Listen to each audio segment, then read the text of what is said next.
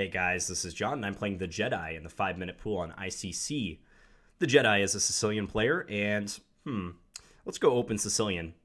It worked against that Grandmaster I played recently, Alvar Alonso Russell, so maybe it'll work against someone who has the power of the Force. We shall see. They're playing the Taimanov variation.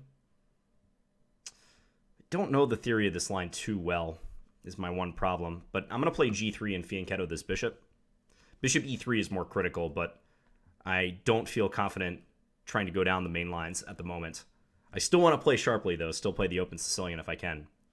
So I think white goes bishop f4 here is the idea. If they take f4, we take c5. And now you play queen d3. And there's pressure against this pawn, undoubtedly. So knight e5 makes sense. Or knight d7. I think they're going to send their knight to e5.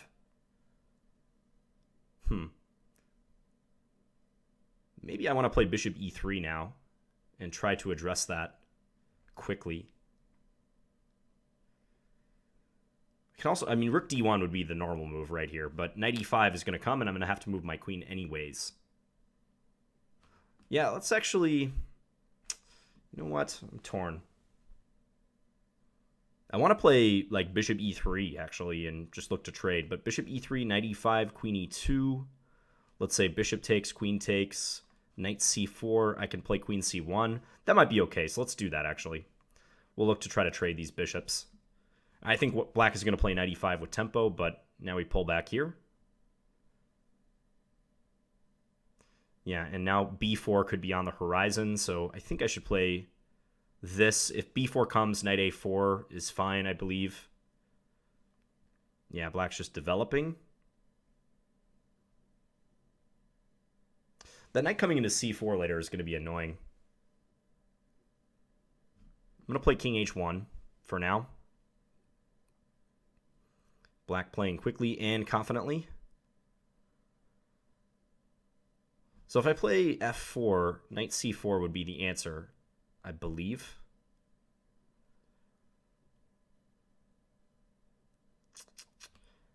All right, you know what? I'm going to send the bishop back. This is a clear sign that my position has not played out in the way that I would like, but I think if I trade those dark square bishops later, it's not going to be going very well for me. So I'm going to try something on the king side. I might have missed the boat to attack or done something better in the center. I might need to move this knight now. Let's go here. I'm going backwards. I don't like it. And I have more than a minute less on the clock. Black has played all normal Sicilian moves, and they have a good position. Just my luck, right? Okay, maybe bishop g5. Maybe I can just attack them, prepare f4. That's worth a shot. When your opponent has just been cruising, you got to be willing to play some disruptive type moves in an effort to get the position on a better track for you. So at least now I get some play on this wing. Who knows how it's turning out, but it's play nonetheless. Okay, let's bring this here.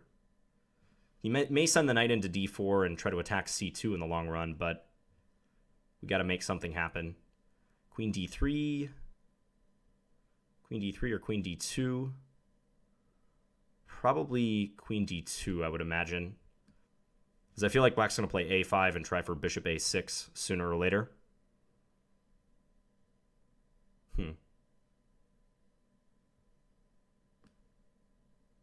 Okay, let's try to get our knight back in the game here. Maybe just knight e6, but then I take on b4, so at least I can grab a pawn.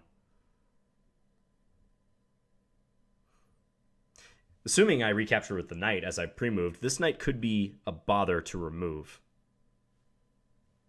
But I think it's better than taking with a pawn. Taking with a pawn looks incredibly weak. All right, so give me this pawn, at least. Now I can go f5, because if he plays knight f4, I can take, and this bishop will be hanging. So I'm not sure black calculated that well. Assuming they play knight f8, I can play bishop f2. Yeah, it brings the knight back. So bishop f2 looks like a good idea. Suddenly my position is looking up. Let's play a3 and just confidently, securely guard this pawn. Okay, let's take with the queen. He's going to play knight d4. It's practically forced. Let's go here to stop any incursion. Now, I definitely want to attack on this side of the board. Maybe I could have played f6 on the previous move, but we'll see what happens. Yeah, now I think I should definitely play f6 and threaten some nasty mating situations.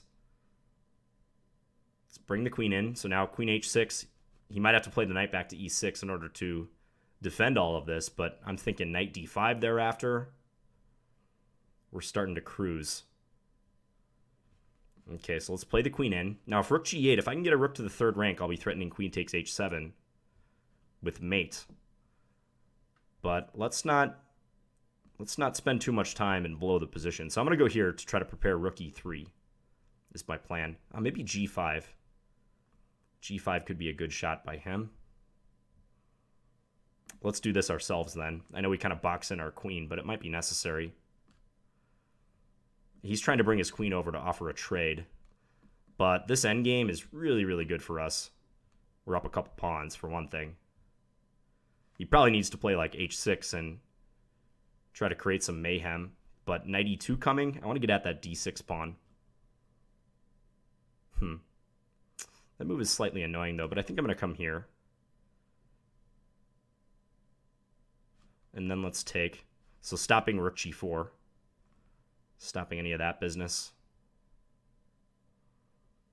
I want to go knight e2, but I can't because of this. So what to do? Maybe rook here, I guess. There's no knight f3, so that's nice.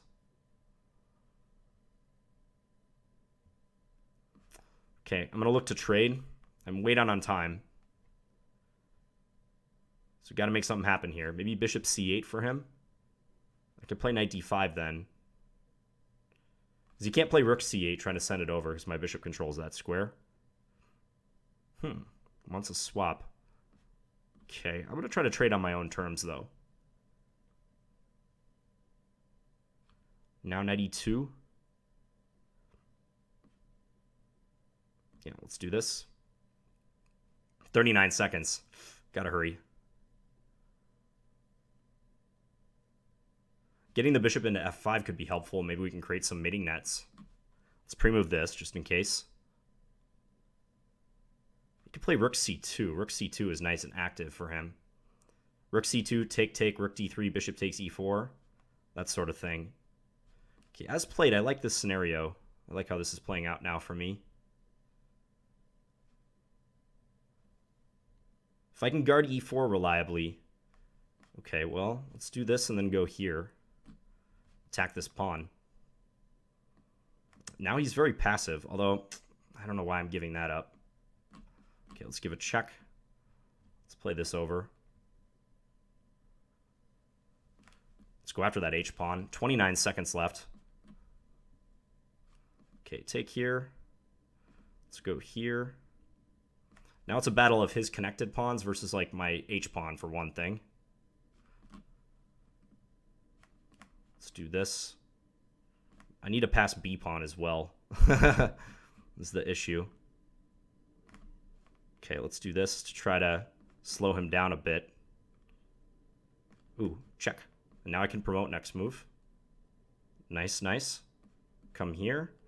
And we are going to win this thing, assuming we can get the job done on the clock, which we are going to. And I've got plenty of time, so let's just make sure we don't stalemate. I'm going to play it uber safe and just set up a little lawnmower checkmate. So we vanquished the Jedi, but I'm not part of the dark side, so I feel bad about that. Key moment in the endgame is when Black didn't cover against h7. And actually, yeah, I totally could have played h7 even earlier. I don't know what I was thinking. Like right after e4, for some reason I just started pushing my queenside pawns because I assumed that Black would stop my h-pawn somehow. But his rook is on the g-file. I think mentally I was under the impression that his rook was on h3, and that after h7 he could play like king f7 and start walking closer. But yeah, in fact, right here, I just have h7, and wherever he puts the rook to defend, either g7 or h3, I have a check on e8, followed by promotion, and I win his rook. And right here is where black blundered the game away, I believe. So king d4, king f5, allowing rook f8 check and the promotion of the pawn. If they had played king f7, then it's a lot less clear, because I can't free up my rook with check and promote the pawn. Well, I could, but I have to give up my rook to do that. So yeah, king f7, and if I take e4, he has f2, and I think I just lose, because I can't stop that f-pawn. So maybe black should have slowed down right at the end. I think he was playing off my time and maybe didn't realize how good his position was. Opening-wise, I misplayed this for sure. I'm certain my treatment of the position, starting with like knight d7, was poor. I'm just not quite as familiar with this as I would like. But I'm trying. Let's take a look. It's very trendy to play bishop b5 against virtually every line of the Sicilian, and I've tried that a little bit, but I don't seem to have a good feel for it yet, so I have more experience in the open Sicilian, so that's why I played this way, d4. And this is the Taimanov variation, black playing e6, knight c6, and queen c7. And as I mentioned, bishop e3 is the critical move, usually with queen d2 and sometimes castles queenside coming, but there's a lot of theory. It's pretty safe in many lines of the open Sicilian to play a kingside fianchetto setup. This is one of the universal systems you can play for white, and it's almost never going to be that bad, but it's also never going to be the refutation of a given open Sicilian. So just know that if you play g3, bishop g2 lines. So this all happened, and then take, bishop c5, and I've known from an old Fischer game, couple Fischer games actually, that this is what you do against this treatment, bishop c5. It's really good to answer with bishop f4, counterattacking the black queen. They could take here and then even take on c3 to double up our pawns, but black has poor dark square control after that, mainly because they put so many pawns on light squares already. So white would be willing to accept that structural damage and try to fade the weaknesses here and here in favor of attacking on the dark squares. That's a good trade as far as white's concerned. So instead, d6 was played.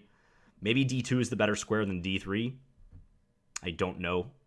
Probably, actually, because if black does knight e5, then at least if I were to play rook d1, this isn't coming with tempo anymore.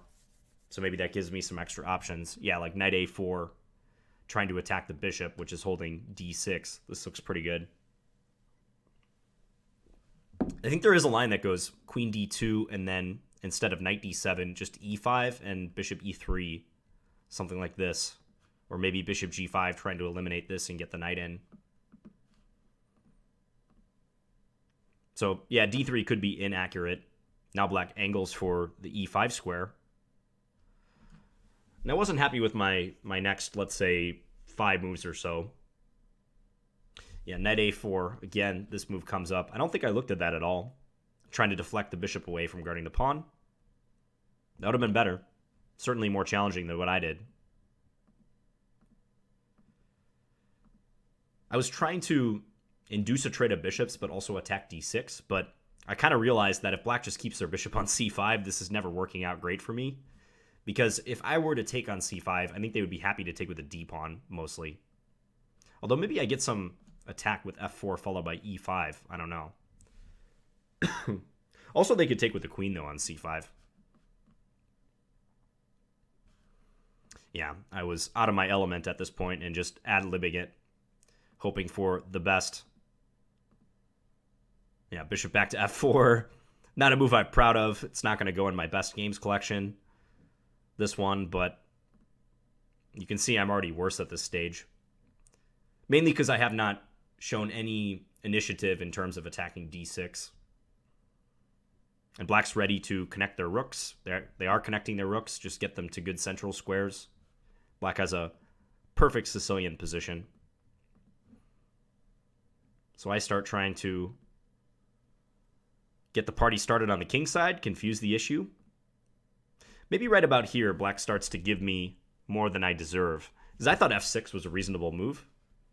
Just kick my bishop back. Black might have been hesitant to weaken their king slightly, or maybe the e6 pawn, but I have no way I can really take advantage of that. It crossed my mind like maybe even black wants to do this and try to get a big clamp on the dark squares. Like even something like knight g6 here might be good. Holding up f4, and my dark squares look like Swiss cheese. And what is this knight doing? I was trying to reroute it somewhere, but I would much rather be black at this stage. But I got f4 in. And I just took what black was giving me, to be honest. I mean, even this after c3 is not so good, apparently, but at least now I have something to bite on. This comes with tempo, and if take, I can take with the knight. Knight e6 looks like a miscalculation of some kind, because after c takes b4 here, and then f5, it's too easy for white. I just won a pawn, and I'm forcing black's pieces back. Maybe black missed that if knight f4, I can just take, and that e-pawn was overloaded. It was trying to defend both d4 and f4. Although it's interesting that even here, black's activity is substantial. Queen c2 coming in, and e4 is loose. I have two minor pieces for the rook, but maybe the position is not stable enough quite yet. This would be an interesting line. So black went back here, and now I started to feel good about my position for the first time in this game. Maybe I should have played f6 much sooner than I did, because I later regretted that, not playing f6 roundabout here, because I thought black might want to play f6 themselves and stop me from creating weakness on the king side. Yeah, so that would have been better and safer than queen c4. Black just trying to seal off some lines and make me work a lot harder if I want to open lines on the king side. So queen c4, I played f6. Now, I do wonder if I had some sort of direct win right around here after rook g8. I'm so close to setting up a checkmate, but I didn't see how to do that. If I could teleport a rook to the third rank, like say e3, then I could play queen takes h7, king takes h7, rook h3 checkmate. So that was my motivation with this move, but it looks a little slow, and actually I think g5 would have been a good save by black. This move would have been timely, because now if rook e3, there's rook g6, forcing my queen away. And I cannot sack, because after this check, black has the flight square to g8, and black wins. So it appears like rook fe1 is mistaken, and maybe I should have played g5 directly. I think that was the move I alluded to on the next move. Knight e2, trying to destabilize e4 and trade a little bit. But still good for white. Yeah, I think g5 was the move. I definitely should have played that. Instead, though, after rook fe1, black played the queen back. Then I played g5. I think I kind of missed that bishop h3 might be an idea, attacking the queen and the rook, trying to skewer it, although he does have queen f3 check. So I played the rook to d3, and black had to offer a queen trade. Now, even though I get to double isolate their pawns like this turned out to be in black's favor, because they were able to play h6 and create some play down the g file. So maybe the better way to trade queens is what the engine is proposing. Do rook h3, take, and then take with a rook. And black may still have issues on h7, like this rook can come up, and I'm threatening the familiar device still. Yeah, that looks like a better way of playing it. So we traded, and then I played h4. But with the time situation, and black suddenly getting some play, this was up for grabs. This was anyone's game. I wasn't quite sure what to do here. I mean, temporarily I'm up 2 pawns, but this one's going to fall. Black's knight on d4 is hard to get rid of, because if ever I play knight e2, I run into bishop takes e4 check and I lose. So I need some sort of more precise continuation, I think. I played king h2 and then tried to swap a little bit. But this didn't seem that bad for black. A moment that I think they definitely missed something was right about here, or at least I thought so. I thought rook c2 might be a good move. Was it here or coming up? Some continuation like this. And then rook d3, bishop takes e4, take, and then d5. I thought this could be good for them. But maybe my extra pawn is still meaningful, even though it's attacked. But you can see that that's close to equal. my rook just appeared to be stuck, and even though I have a 3 versus 1 on the queen side, I don't know if it's worth anything. F6 could also be hard to defend if black just comes over. So I really feel at this stage that the Jedi could have made use of their chances, and I think they were just playing on for time, and they didn't realize that they might actually be in a decent position here and not have to play to flag me to win this game. So we traded a pair of bishops. Did I miss anything here? Rook d2 was stronger. And then if take, I'm hitting d6. Still kind of unclear, though. I'm not going to exhaustively analyze this rook endgame, but yeah, rook d2. It was definitely unclear when I lost the f-pawn and then lost the e-pawn coming up. So yeah, roundabout here, I go and win the h-pawn, but the e-pawn gets traded, and now it's scary because it's competing passed pawns. I have the outside passed h-pawn and a 3 versus 1 majority on this side, but black has the very scary e and f-pawn combo. Typically, the computer thinks it's equal, or maybe even slight edge white, surprisingly. But in a blitz game, I mean, all 3 results are possible. Even with a lot of time here, I think all 3 results are possible. So I'm just trying to push my h-pawn, because if these pawns get much further, they're going to be a force on their own, and my lone h-pawn is not going to be able to compensate. So I think I got to push it ASAP. And here, king c4 is better, if not winning for white. That's interesting. Huh. Why is that the case? Let's just follow the engine's line. Well, actually, let me just play some moves. Let's say I play rook h3, rook h6 check. King here, take. And if take, the engine likes white. Now it's 3 versus 2. But maybe white's queenside pawns are every bit as dangerous as black's e and f pawns. Complex stuff.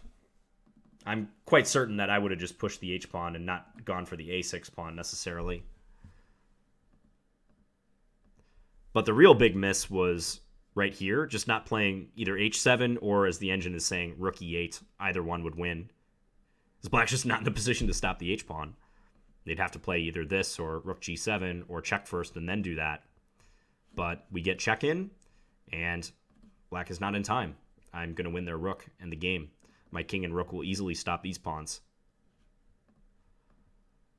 So I played a4, and then this happened. I'm still winning, apparently. h7. Oh, okay, and here I could have played rook e8 check and just promote. I don't know why I played king d4. I'm going to plead the time pressure defense again. But yeah, black didn't ever seem to address the whole check followed by promotion problem. So they should have played king f7 here, I believe, stopping me from checking freely and promoting. But now I can win by going rook a8. Now let's just say black takes, check, here, take, and then I guess push the b pawn. And he cannot stop my queenside pawns. He's too far away. And I can stop these pawns, however. My king is within the square of both of those pawns. That's instructive. So maybe the h-pawn has some value in that I can force a transition to a pawn endgame and win with my queenside pawns instead. It's kind of interesting. So instead on f3, I played king d4, and last chance for black to avoid the problems. I was thinking that they were going to play f2, whereupon I was going to play rook f8 to stop their pawn from promoting, and then try to do something with this endgame with my 15 seconds left or whatever. But instead, king f5 just throws the game away. So what if king e7 or king f7? King e7 could be played, huh? I was under the impression I could go here because of this little trick. But unfortunately, black has f2. And they're ready to promote. If I promote, they're going to take on h8 and get the queen. So this is somehow a draw. Probably because I can check black, and if their king tries to approach my rook, then I get the rook behind the f-pawn, and my king and my rook will stop these two pawns. But yeah, king f5 just throws the game away. I promote, and black's pawns are not dangerous enough yet. They need a couple more tempos to make them dangerous. And I was able to stop this and then win pretty easily. Okay, so this was kind of an abbreviated analysis of a pretty complicated rook endgame in particular. Sorry about that, but I know if I start going down these variations in any sort of depth, it's just going to lead to more and more. If this were a standard game, I would do that. But I can just tell from looking at this endgame for a few minutes that I would need probably a good half hour at least to properly analyze this. And I don't want to just go through some lines and not others if I'm trying to tackle it exhaustively. So I think on the whole, I got to improve my opening. I'll try to remember that queen d2 should be the move instead of queen d3. And then that knight a4 idea to attack the bishop on a5 could prove handy. For black, I think they closed their eyes to the king side a little bit. There was no reason to allow me to play f5, f6. And I think right here, where was it? Sorry, after bishop g5. Here especially, I think f6 would have been the better move, instead of moving the rook and allowing me to get some play going on this wing. All right, hope you guys enjoyed this video, and I'll be back again soon with another one. Talk to you guys later. Bye.